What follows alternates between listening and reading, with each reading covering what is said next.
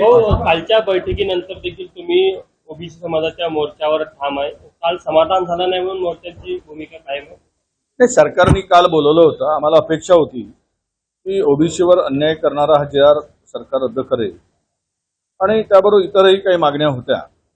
परंतु मुख्यत्वे करून ओबीसी समाजावर 2 सप्टेंबरचा जो जे आर आहे तो असंविधानिक आहे आणि त्यामुळे तो जे आर रद्द केला पाहिजे. ही सर्वांची उपस्थित जवळपास आमचे माझ्याबरोबर असलेले 50 प्रतिनिधी होते आणि या 50 प्रतिनिधींनी एकमुखाने ही मागणी केली.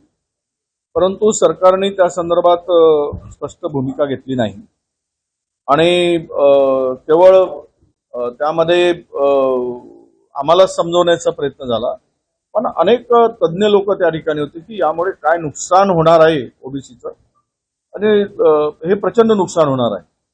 सरसकट मराठा समाज आता ओबीसीमध्ये घुसतोय. सुप्रीम कोर्टाने स्पष्टपणे सांगितलं होतं की आणि मराठा हा वेगळा आहे आणि कुणबी वेगळा आहे.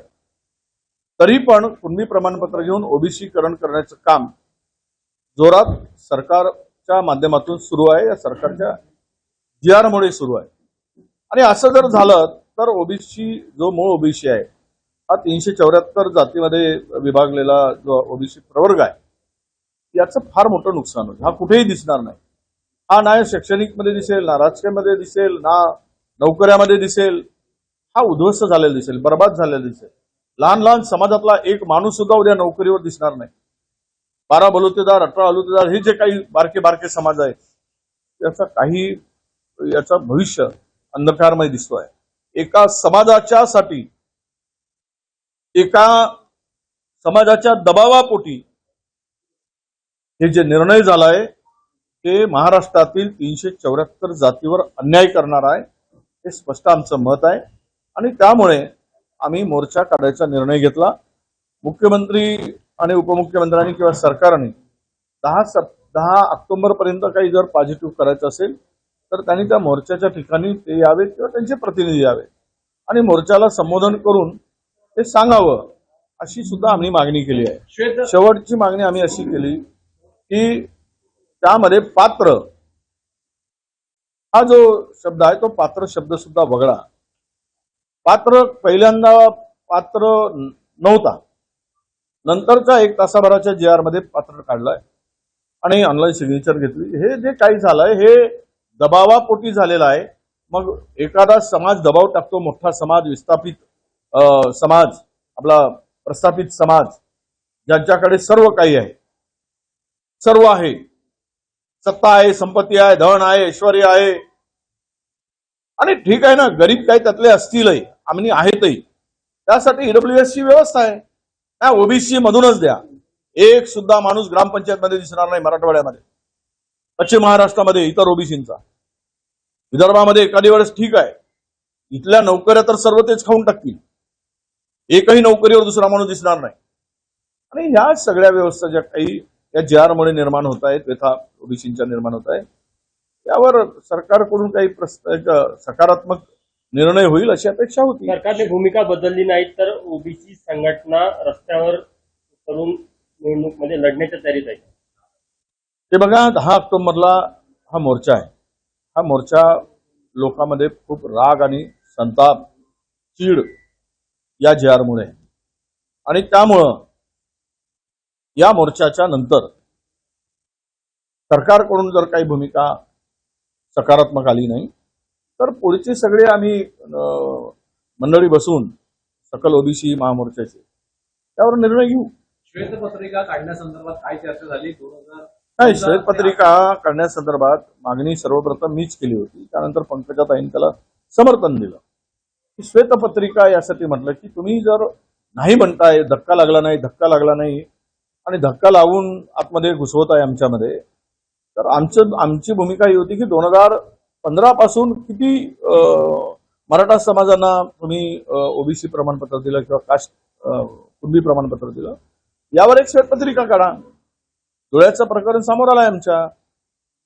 2014च्या पूर्वी 38,000 होते, त्यानंतर 1,17,000 झाले 10 वर्षात. एवढं प्रमाण कसं असू शकतं? ते माहितीच्या अधिकारामध्ये प्राप्त झालंय. त्यामुळे हे मोठ्या प्रमाणामध्ये आता जर सांगा 38,000 पूर्वी होते, त्या 38,000 कुठे दिसतील 1,17,000 उठल्यावर? म्हणजे संपला की विषय, उद्ध्वस्त झाला की कोण शिल्लक राहील? नाही, एकाच समाजाला सर्व काही पाहिजेत, ईडब्ल्यूएस मधून पाहिजेत, ओबीसी मधून पाहिजेत, आणि एससीबीसी मधून पाहिजेत, त्यांना सारथी मधूनही फायदा पाहिजेत, आणि महाज्योतीमधूनही फायदा पाहिजेत. करायचं काय? बाकीच्यांनी जगायचं की नाही? जरांगे पाटलांना सांगून टाका, 374 जातीच्या लोकांना समुद्रात बुडवून टाक तुझ्या ताकदीच्या भरोशावर, मारून टाक म्हणा, संपवून टाक म्हणा, सगळ्यांना गळा घोटून मार. आता 12 लोकांनी आत्महत्या केल्यात ओबीसीच्या. ही जी दादागिरी, ती जे काही सत्ता आणि जनतेच्या मराठा समाजाच्या ताकदीच्या भरोशावर समाज मोठा म्हणून जर आम्हाला धमकवत असेल तर घाल म्हणा, घे बंदुका, ताकद आहे ना, तलवारी घे आणि छाटा मान आमच्या, म्हणजे समाधान होईल त्याला. हो, आकडा किती वाटतं तुम्हाला आतापर्यंत, म्हणजे हा GR आल्यानंतर किती लोकांना, मराठा समाजाच्या किती लाख, हजार, किती लोकांना प्रमाणपत्र मिळू शकते?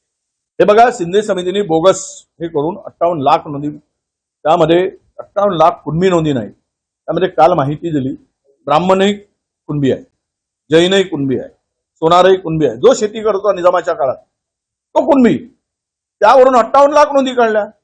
आणि इथे जो हा GR काढला गेला, हा GRची कापी आणा जरा, मी सांगतो काय गंमत चालली आहे सरकारची.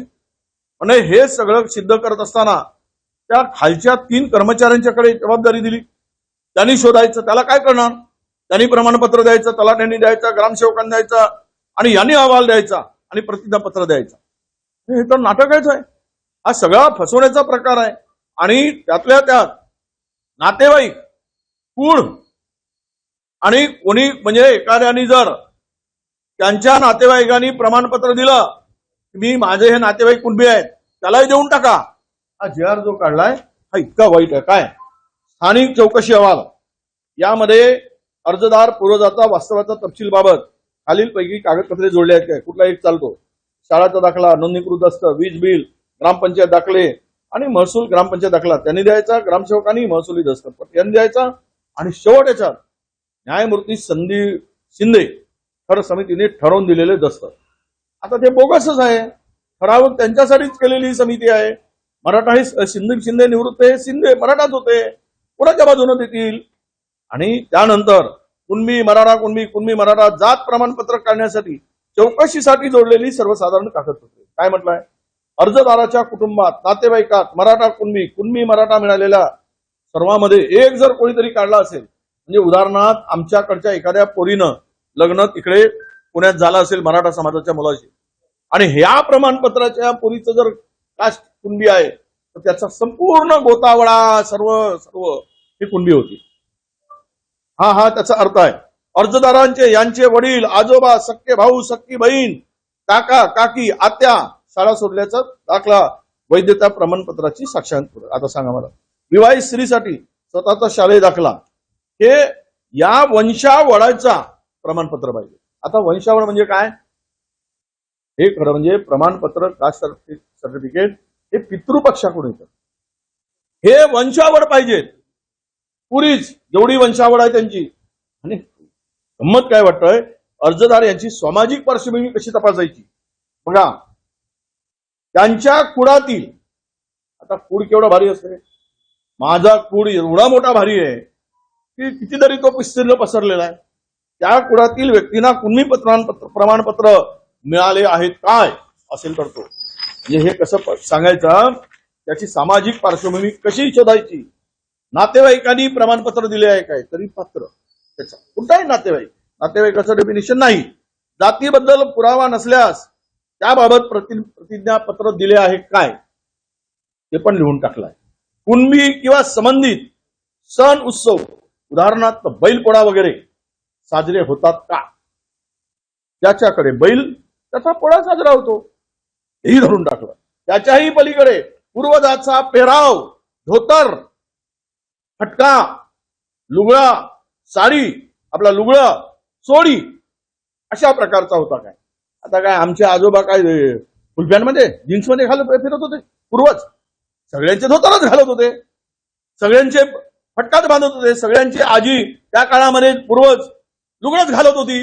हा असा परिश्रमकीचा GR काढला गेला. याच्यातून पुढचं पुन्हा सांगतो, अर्जदाराच्या कुटुंबातील व्यक्तीचे कुणबी प्रमाणपत्र प्राप्त असलेल्या कुटुंबातील रोटी बेटी व्यवहार झाला काय? आता इकडचा जर कुणब्यानी एखाद्या मराठ्याला पोरगी तिकडे दिली आमच्या विदर्भातल्या, तर पुरा मराठाकडे त्याच्याजवळचा रोटी बेटी व्यवहार झाला म्हणून कुणबी करतात. हे असं जेहार काढून मराठा समाजाच्या एका दबावापोटी, त्या जरांगेच्या दबावापोटी आम्हाला उद्ध्वस्त करायला सरकार निघालंय. त्यामुळे 10 ऑक्टोबरचा जी आर निघणार, 10 ऑक्टोबरचा मोर्चा निघणार. 2 सप्टेंबरचा जी आर रद्द होत नाही तोपर्यंत आम्ही लढत राहू, ही आमची भूमिका ठरलेली आहे. अमित शहा आज महाराष्ट्राच्या दौऱ्यावर आहे. एक आठवड्याची पूर परिस्थिती होती तेव्हा आले नाही, मात्र आता त्याची टीका होते त्यांचा. आता पूर ओसरल्यावरच येणार ना. पुरामध्ये येऊन लोक घेरले असते. आता पूर नाही, आता आले तर आले, स्वागत आहे, काहीतरी देऊन जा, निवड तोंड बघून जाऊ नका. नाही तर आले आणि गेले हात हलवून, अशी परिस्थिती होता कामा नये. महाराष्ट्रात जर मुख्यमंत्री अमित शहा येत आहेत, मला वाटतं की उद्या 8 तारखेला पंतप्रधान येत आहेत. महाराष्ट्राला संकटात सापडलेल्या महाराष्ट्राला भरभरून देऊन जा. किमान 50,000 रुपये हेक्टरी शेतकऱ्याला मदत करून जा.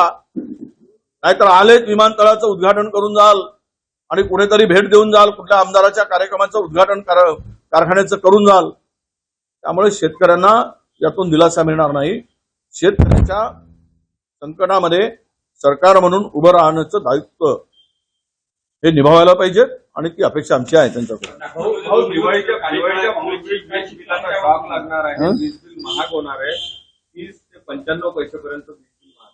तर वीज बिल ऑलरेडी तो स्मार्ट मीटरने लोकांना तर लुबाडूनच टाकलाय. तो स्मार्ट मीटर म्हणजे आता ज्यांना 2,000 रुपयाचं बिल येत होतं त्यांना 12,000 रुपयाचं बिल येत आहे, 8,000चं बिल येत आहे. तो स्मार्ट मीटर म्हणजे तुम्ही मेहनत करा आणि अदानीच्या त्या स्मार्ट मीटरमध्ये पैसे भरा. अदानीचा मीटर लावला गेला सगळीकडे. हे 12,000 15,000 कोटीचं काम त्या अदानीला दिलं गेलं. आणि वीज बिल पुन्हा जर 90 पैसे वाढत असतील तर पहिले संकटात माणसं आहेत, म्हणजे मध्यमवर्गीयाला लुटण्याचं काम या ठिकाणी सर्रास चाललेलं आहे. त्याची काळजी करायची नाही.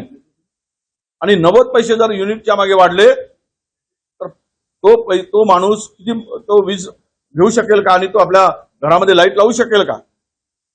पण मानसिकताच विचित्र आहे.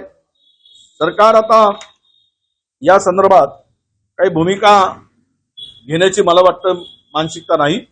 पण एक आहे की याचा विरोध या इलेक्ट्रिक बिलचा ज्या प्रचंड प्रमाणात वाढला आहे, इलेक्ट्रिक बिलाची होळी करून महाराष्ट्रामध्ये याचा विरोध केला पाहिजे. आणि मी आमच्या सगळ्या काँग्रेसच्याही नेत्यांना सांगतोय की तालुका स्तरावर या 90 पैसे वाढवण्याचा निर्णय झाला असेल तर या वीज बिलाची होळी प्रत्येक तालुक्याच्या स्तरावर करा आणि या सरकारचा निषेध करा, असं आवाहन सुद्धा मी माझ्या सर्वांना करतोय.